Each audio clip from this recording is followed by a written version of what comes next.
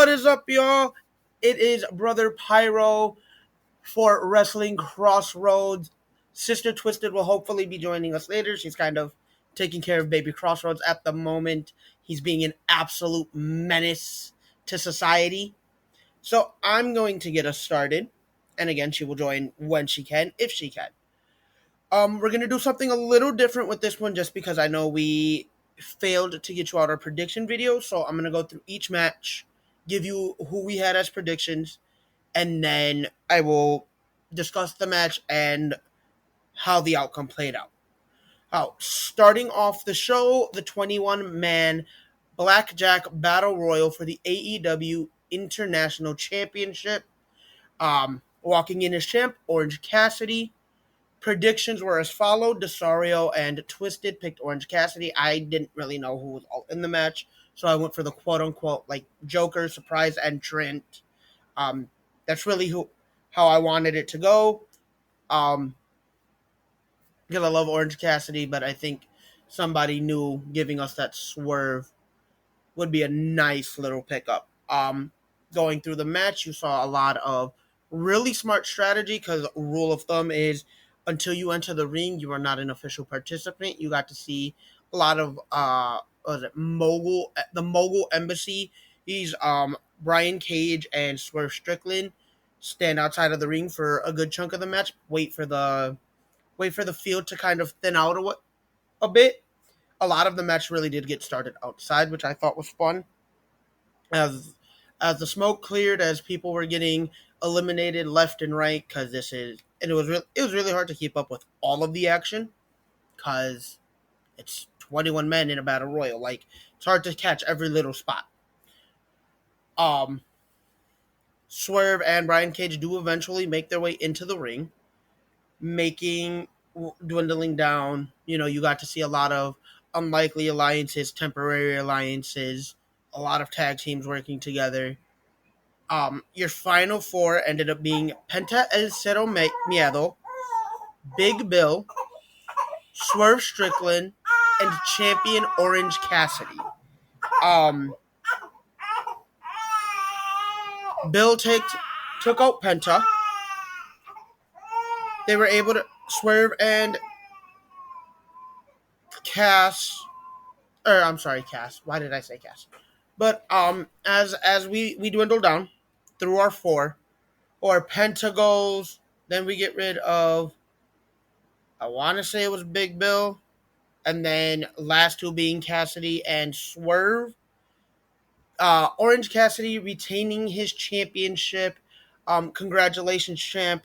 Really excited to see what's next and who's next to step up for this international championship.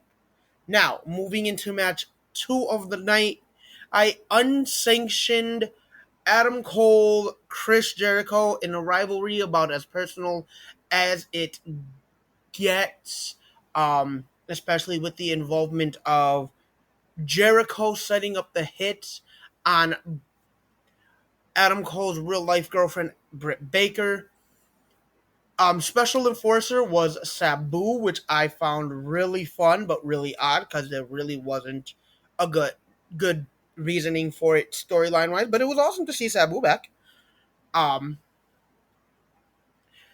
Picks were myself and Twisted having Adam Cole, Desario being the Y2J mark he is, picking Chris Jericho. A lot of bad blood, again, like I said, went into this match. You got to see Sabu get involved real early, real fast. He's supposed to be the special guest enforcer. He decided, I'm just going to fight people.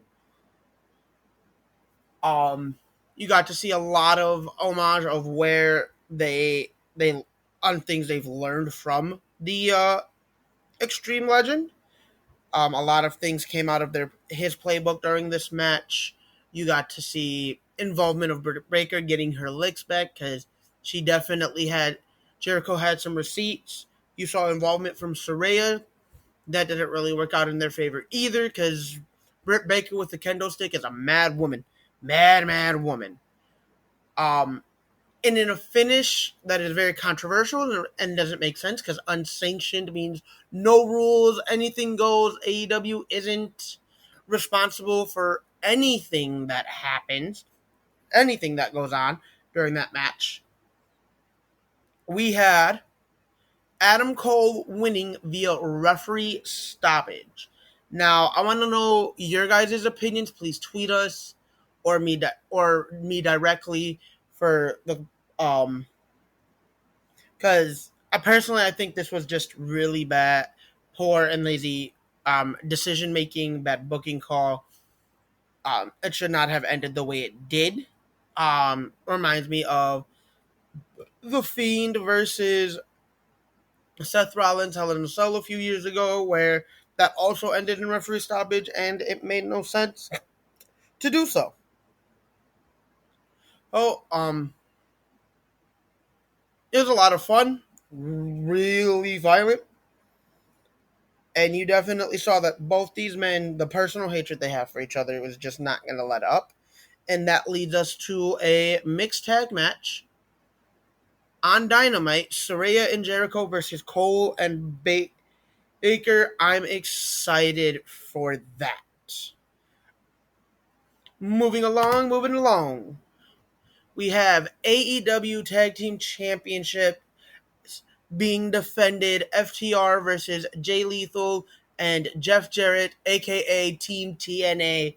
Mark Briscoe is your special guest referee.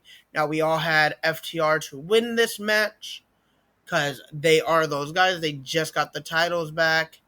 Um, I think it'd be too soon to take this away from them. I know Sister Twisted would agree with me on that aspect. Something I want to point out is that you saw something you don't see a lot, and that's the pat referee, pat down, patting the boots, the trunks, the wrist, making sure no guys on either team had anything up their sleeve, little dirty tricks. It made me happy to see that. You can definitely tell the inexperience of Mark Briscoe as a ref playing out through this match, but also him being a vet of the tag team game really benefited him in a few aspects. Getting to see, as the match went on, he made sure all the tags were legal. He, made sure there wasn't, again, any underhanded tactics. He was able to call everything down the middle, very fair. At one point, we see the ref get knocked out, which was really, really funny. We see Mark get put down on for a little bit. Down comes referee Aubrey Edwards. Sanjay Dutt. After I want to point out that he did eject Sodomir Singh and Sanjay Dutt as he went down. Sanjay Dutt didn't really leave the ringside area though. We got to see another ref try to come in, make the save. Because let's be real, Lethal was down. Jarrett was down for at least a 12 count after getting hit with Shatter Machine. Sanjay Dutt really isn't letting her, enter the ring. He sidesteps Karen Jarrett, smacks her over the head with a guitar, and then promptly eats shit because she fell. It was funny. Please go back and laugh because it's Karen Jarrett and she deserves it. As the match continues to go on, you can still see a lot of involvement from the outside, making no real benefit for Team TNA, because that's exactly how I'm going to refer to them now. Hitting again a lot of the back and forth in the ring. You got to see the story that this was.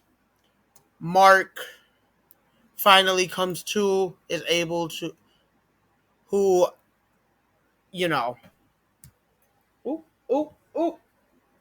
what do I have?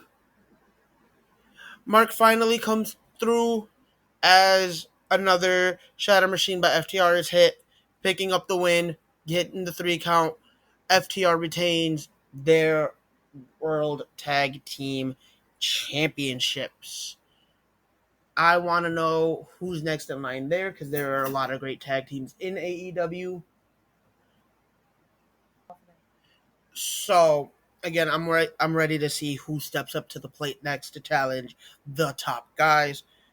I do love that at the end of this match they handed Mark the tag titles in celebration of what really brought them together. One of the greatest tag team rivalries I will say in wrestling ever. You got to see the respect that they have for each other, the brotherhood that their battles have forged. And it was just really a heartwarming message. As the match ends, you see they cut to a backstage segment. They're interviewing Ricky Starks. Ricky Starks then proceeds to get jumped as FTR is making their way towards the back, fending off, um, basically coming to his aid, which made me really happy. Good timing on FTR's part. But now we're moving on to the TNT Championship ladder match. In terms of predictions, myself and Desario both had Christian Cage, whereas Twisted, my lovely, had Wardlow. She was the one odd man out. Is there any real reasonings for that? Well, now that I am back with Baby Crossroads, I can definitely shed some input on at least my predictions, although they have been close to about the same as, yours. But, I didn't see Christian kind of winning this just because I don't think it's time to take the title off of Wardlow yet. I mean, with the way the TNT titles book, would you have been surprised? I wouldn't have been surprised. However, I think it's just kind of, I think it would have to be a bigger stake for Christian to win it. And I know ladder matches are his thing, but I feel like if Christian were to win it off of Wardlow, it'd have to be in something more of a surprise. This was kind of an obvious choice if Christian were to win it. So that's why I kind of went aside because, AEW likes to be predictable at times, but they're not as predictable as WWE. That's fair. Why don't you run us through the match? So start of the match before when entrances are being made, Luchasaurus comes out with Christian. He tells him, pretty much go to the back. I can handle this on my own. I'm fine. He heads to the back. We get to Wardlow making his entrance, and everything is going back and forth in the ring. The match kind of started up almost right away. I was gonna say Wardlow did the same thing with Arn though too, because Arn was trying to accompany him to the ring. And Wardlow was like, "I like this man." And there was a beautiful ladder spot where Luchasaurus, who had come out later, is on the ladder, and Wardlow takes to the top, or was on a table. Wardlow takes to the top of the ladder, and can't think of what type of move it was off the ladder. Oh, he had a swanton. Hits a swanton off the ladder, and falls through two tables, where Christian Cage is nowhere to be freaking found. Oh no, he's on like the opposite side of the ring, completely incapacitated. Let's talk about the moment where he tried to climb the broken ladder, and you could hear them on commentary. Which I want to point out, second time ever that the commentary table has been at ringside in all of AEW. Mm-hmm. Yeah, but he tries to climb the broken ladder. You hear Taz like, "Why wouldn't you just grab a new one? Like the referee shouldn't be holding the ladder. Never hold the ladder, and yet we've seen that so many times in AEW, and it pisses me off." No, and I love that Taz, called it out this time. This time especially, like the referee shouldn't have to do that. The referee shouldn't be anywhere near the ladder. Agreed. Like if your ladder is unstable, you need a new ladder. End of story. Mm-hmm. But ultimately, picking up the win is Wardlow. I love that, Arn kind of bit Lucha's thumb and all the blood. That was so surprising. Like if you didn't know WWE and you didn't know wrestling enough, you'd think that it was real blood, but we all know it's a blood packet. But still, it was fun to watch. I mean, it caught Flash off guard for sure. It really did, and it was hilarious. And the funny thing is, like, he actually does kind of know wrestling. Mm-hmm. So, like, you think he would have been the wiser and been I like, think he's more used to the mist from WWE okay, that's fair. than a blood packet because you don't really see that much in WWE. All When right. you think about it, you see the pre-cuts and everything like that, but you don't see the blood packets. All right. All right, jumping into the next match, we had the AEW Women's Championship. Jamie Hayter defended against Toni Storm. Now, you and Desario went to Jamie Hayter. Your reasoning for picking her, obviously. Actually, Desario and I both shared the very same mindset of, one, we think it'd be too soon. Two, this is where you set up Hayter, Saraya going into All in England. There's your money match. There's your money draw. Your two English women headlining An English pay-per-view. the biggest stadium in England. Like, this is what that's how you put asses in seats. We thought, set this up, and guess what? AEW, you just sold out your crowd. Yep. AEW, you just skyrocketed in ratings for your viewers are going to be immediately invested because these are your two English women. It makes sense. This is the story. I chose Toni Storm. I knew she was going to have the backup. And for Jamie Hayter, it's not always guaranteed that she has the backup, but for Toni Storm, it's guaranteed. I still don't like what they're doing with the Outcast, by the way. I don't either. Why don't you take us through the match? Because I was dealing with Baby Crossroads at that time. You were. In what was a very short match. Yes, I want to point out. I remember. So Toni makes her entrance, waiting in the ring for Jamie. Jamie's music hits. Nothing. Mm-hmm. They're like, all right, let's try this again. Music hits. Waiting. She gets thrown out. Mm-hmm. And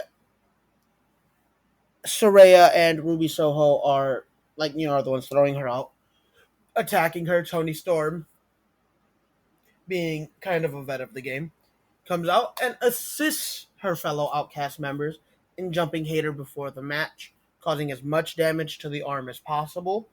Yes. Which, as unethical as it is a smart strategy. And it was all legal. Because it was all before the bell. Yep. Hayter, I respect your resiliency, I respect your guts, does say yes to the referee starting the match. Yes. Match once both competitors are back in the ring. Again, it really wasn't a long match. You saw some kind of offense from Hayter, but it wasn't a ton.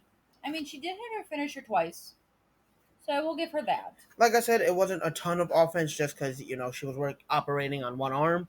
Yes. Unfortunately, and picking up the win, becoming the first ever two-time AEW Women's Champion, Toni Storm. Now, what do you see happens next?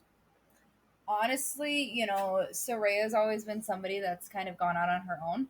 I see her turning on Storm and Soho, and I see that being your money draw going into England and her winning the title then, because had your prediction worked, totally money draw.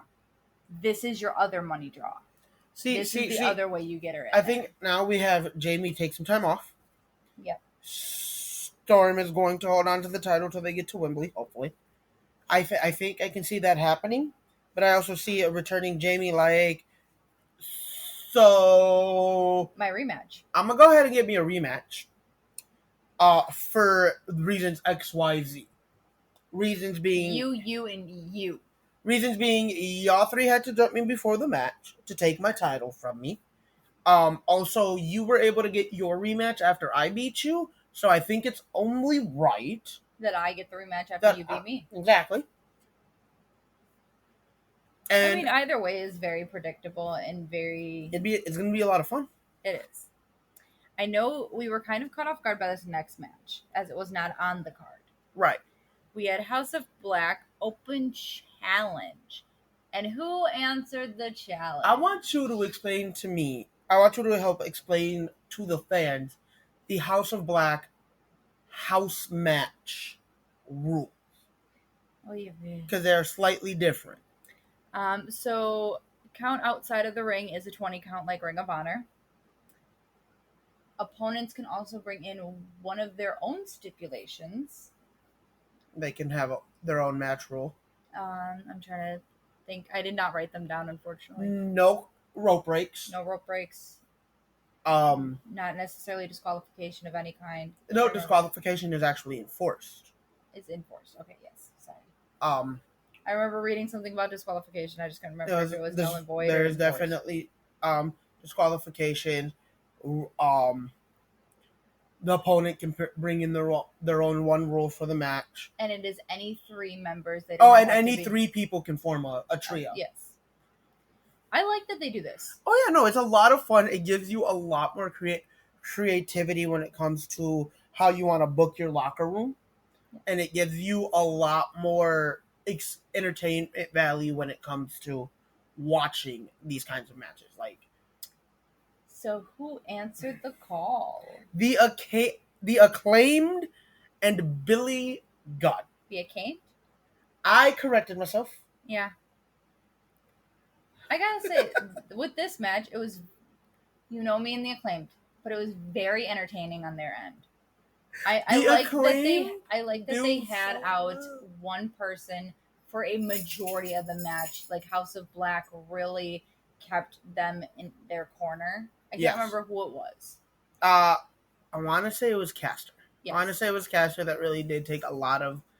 Mm-hmm. Caster and Bowens took a lot of the beating during that match. Bowens was the one that I was thinking of, yes. Anthony Bowens, right? I believe so. Anthony Bowens was the one that they were single-handedly keeping in their corner a majority of this match. And I love House of Black for doing that because it's smart. Oh, they 100%. They were smart. So, going through this match, you got to see, again, House of Black really cut the ring in half. Mm-hmm. Now, it's not to say that, it was completely one-sided because the Acclaimed was able to get in a solid amount of offense. Yes. At periods of the match. But again, House of Black being the team that they are, that well-oiled machine, knowing how to be on the same page at all times. Once they would, take one person out on the ring, they take the other two off the apron. Yes. Guess what? Now you can't have that. You don't have anybody there to tag. Again, the strategy that went into this was great. It wasn't until the last couple minutes of the match that we finally got that hot tag. Yeah. No, and I loved that they kept teasing and kept teasing and kept teasing and kept teasing us. Because you know what? That made the moment even better. Yes, that made the pop even louder. Mm-hmm. And at this point, they kind of needed that. The crowd was dying down, unfortunately. Unfortunately, this was another semi-bloated card with extended match lengths. So it was going Why it took us 2 days to get through it. Well, I can point out the other reason. I can point out a third reason, the new place. The new place. Working on. And, the little gremlin laying on your chest right now. Hey, at least he's asleep for this. Finally. But tell him who won. All right, picking up the win, retaining the trio's titles, House of Black. Now, with this whole scenario, who are the next three men you see stepping up to the plate? I'd like to see Death Triangle go for it again. Especially with the House of Black rules now. Oh my god, yeah. They could easily turn this into a tables match, into a ladder match. They could turn this into anything. Oh yeah. Especially with them having that one rule. And especially because 90% of this, these are open challenges, so the champions are at a disadvantage because they don't know who's going to answer. I say Death Triangle next. I could see it. Okay, take us into the next one. You were very excited about this. Jade Cargill, Taya Valkyrie TBS Championship. In their last meeting, Taya was not allowed to use Road to Valhalla because it is pretty much the same move as Jaded as. Oh my god, it's a glam slam. Thank you. But now that stipulation was no longer in play, I think it was a lot more fair more even of a match. It was, but it was still short. Oh yeah, it was. These It women's was. matches were so short this time. It was. In an attempt to end Jade Cargill's undefeated streak, she was. Which at the time was 59-0. Yes. And 500 days as champion. Yes. Taya's only loss in AEW coming to Jade, by the way, again from their last meeting. You got a lot out of this short match though, because you got to see both women really showcase their power. I didn't like this match. They were not fit for each other. No, you could tell the sloppy. The chemistry was off. A lot of it was very meh at best. It was very slow moving for as short of a match as it was. But again, we got everything that we needed to out of this specific match. Mm-hmm. However, picking up the win. Nope, because we did forget about the predictions. Go through the predictions. So before I announce the winner, I do want to say that myself and you picked Taya to win, whereas Desario did pick Jade, for his reasoning being, at this point, they ain't gonna take shit off of her. They're not gonna exactly, and he already feels that they've kind of given up on Taya. So picking up the win, retaining the TBS championship, Jade Cargill, making her 60-0 and continuing 500 days of reign. Then the post-match celebration. Oh, your happiness. Oh yeah. Smart Mark Sterling gets in the ring, talks about how she is so dominant and how nobody can stop her and how there's nobody left and this, that, and the third, and spewing all this nonsense. Issues an open challenge. After, her getting the snot beat out of her by Taya Valkyrie. Who answers the challenge? None other than a returning from injury, Kris Stratlander. And when I tell you, I popped out my seat, marked the hell out. If that little stinker wasn't sleeping at the time, I would have exploded 10 times more than what I did. In what was, again, another really quick match, but this one made sense for it to be quick, because you know what? Jade had just finished the match. She was tired. She was burnt. She was exhausted. Agreed. Making it short made sense for this one. Very short, but very physical match. Jade never really able to get her bearings under her, because again, she's tired. Picking up the win. Your new TBS champion, Kris Stratlander.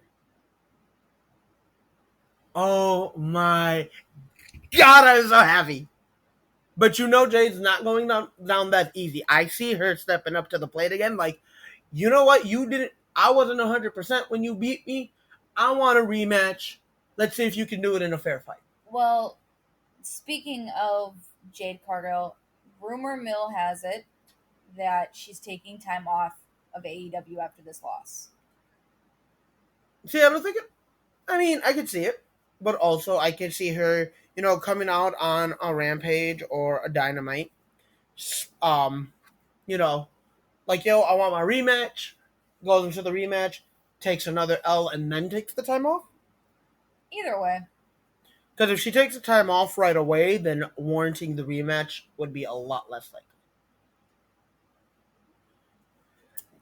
Unless Kris does the same thing that Jade did and issues an open challenge, then when she comes back, she goes right for it.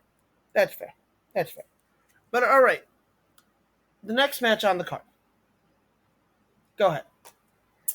Next match was the Pillars 4-Way for the AEW World Championship. MJF defended against Sammy Guevara, Jungle Boy, and Darby Allin. So let's talk pre-match. Because you were so elated about it. I was so happy. So pre-match, Sammy Guevara, of course, comes out with Ty Mello, his beautiful wife, Lucky bastard. and they have some cue cards for everybody. It says that it's time to get ready for the big match, but first we have some news. Congratulations, Sammy Guevara and Ty Mello, as they are going to welcome their first baby. Like, I love that, it was just Jungle Boy in the ring as they were making the announcement. Yes. Like, he's trying to be serious, being that I'm ready to compete. Whatever. But he was kind enough to clap. But he definitely, like, they panned the camera to him. He definitely had a small celebration. And you could tell he kind of congratulated Sammy after he got in the ring. Yeah, he did. You definitely saw it after he made his entrance. Darby makes his entrance. And does the same thing to Sammy, like, dude, you couldn't have waited till I was in the ring to do this? Right. Like, bro, come on. The only one that didn't care, and he might be showing it backstage, was MJF, and that's because MJF doesn't necessarily break kayfabe. No, he doesn't. But I do love Darby's entrance of him beating up a Vegas Elvis in a chapel. He beat up a Vegas MJF. And got help from a Vegas Elvis to hide the body. And then came out looking like Elvis. Yes. And then comes out, gets in the ring, looks at Sammy, shakes his hand, tells him congratulations. Again, the show of respect. Yes. Like the ability for them to just put, what's about to happen aside for like 10 seconds for that one moment was great. I also have to say, before we continue, because we are on that one topic, we missed it last show, and I am very sad that we missed it with our last WWE showing. But I do want to wish Carmella and Corey Graves congratulations. Now they have just announced that they're having a boy, and a Miss Alexa Bliss and her husband Ryan are now expecting their first little one. Well, how did they put it? The happiest oops? Yes, the happiest oops. Some of the best things are unexpected. No, like I said, it was. They also captured a picture or put it on the balloon. The best oops. Yes, and I love that they had their champagne glasses and said, "Do not fill to December 2023." Oh, jeez. I gotta say, congratulations to all of them. I want to point out that I 100% blame Asuka for that. Like, it's the Asuka curse. Okay, think about the last 4 women outside of Bianca Belair right now that she has worked with. Yes. What happened immediately after their storyline? They all ended up pregnant. Thank you. All right. So, take us through this match. I want to talk about MJF's entrance real quick because it was very Triple H-esque. Yes, he wore his... the devil mask. His Joker devil mask. Because remember when he was hiding the fact that he was the Joker? Yep. That's what he came out in. Yep. Mm-hmm. And so he ascends from his throne. Lord. Talk about egos. He has an ego. He is ego. But all right, now we can get into what was a very beautiful 4-way match. Predictions go as followed. You and Desario chose MJF to retain his title, whereas I, of course, went with Darby Allin. Huh, gee, I wonder why. Anyways, let's talk about what a great match this was. Starting off with the fact that Guevara, Jungle Boy, and Darby all decided the first thing we want to do is jump MJF. Yes. It was absolutely beautiful, the fact that MJF stepped out of the ring and goes, we're doing this on my time. We're on my time. So out come Jungle Boy and Guevara on either side, giving him nowhere to really run. Slides back into the ring with Darby waiting for him. They corner him and they sit there and just beat the ever-living piss out of him. The fact that Guevara and Darby both held him so Jungle Boy can get his job, and then Jungle Boy took over, and it was great because you got to see the enemy of my enemy of my enemy is my friend. The enemy of my enemy of my enemy of my enemy is my friend. Yes. But I do want to point out one thing, since we're talking entrances. I want to talk about one thing ring attire wise. And you pointed out MJF on his elbow pad had the words "the 4 pillars." Yes, I love that. I love that that about him. shows that not only aside from the kayfabe that he does that he never breaks, he has respect for every man in that ring, and who knows behind the scenes they all might actually be really good friends. I know if Him and Guevara are. I know him and Guevara are decent friends. I don't know how well he gets along with the other two, but you can tell again just the respect for his fellow competitor. Yes. Was a nice little display. And I pointed that out mid match. I didn't notice it till mid match. You saw it at the beginning. I remember that because we rewound to go to the beginning of MJF entrance just to be able to see it. I say because I didn't see it till after he took off, his jacket or whatever. I didn't see it till the match had actually started. That's what I'm talking about. Okay, yeah. I'm saying let's talk ring attire since we talked entrances. That's fair.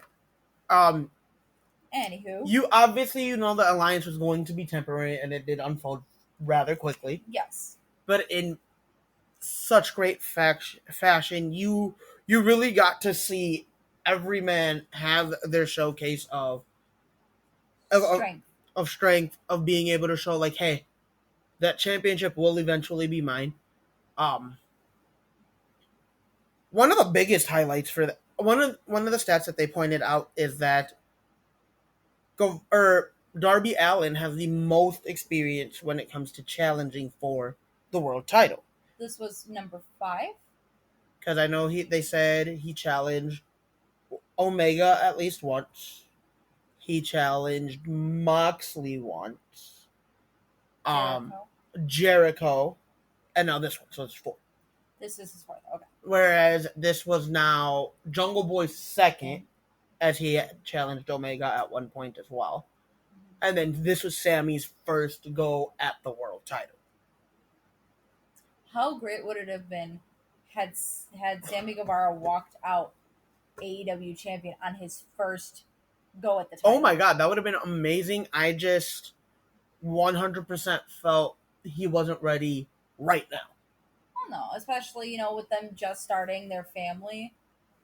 I don't see. I mean, one thing I will putting say on it just yet. I will say this one thing is, the travel schedule isn't as vigorous in AEW as it is in WWE, so he still would have had a lot more time to really.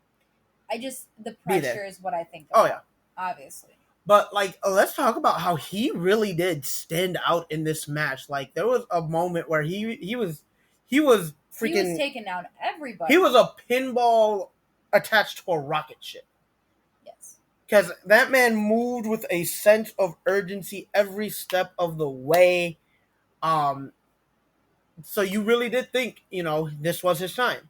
Darby Allin also gave us those glimpses of this might be him. This might be him. Going towards the end of the match now. Yes. You got to see, the title came into play.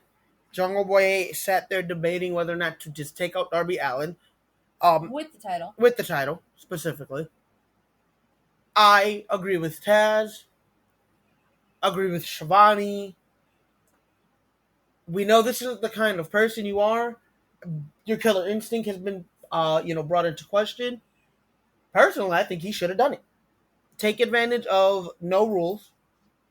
Take advantage of the fact that if he would have done it, he would have walked out Vegas AEW World Champion. I mean, I think Jungle Boy is too much of a good person to do it. Being a good person doesn't always get you the goal. Not always. Sometimes it can. In this instance, it definitely backfired on him. And we'll have to see how he does with his next go at the title. He's going to get another chance. I hope so. Any type of title. Oh, I hope so. Another moment I did want to talk about was the Guevara, Darby, Jungle Boy. MJF has been removed from the match. And it was ropes, leapfrog, ropes, duck, drop kick, super kick, triple drop kick that nobody hit. And triple kick up. And triple kick up in units. That spot right there I can watch over and over and over again. and I might just go back and watch it later because it was fun.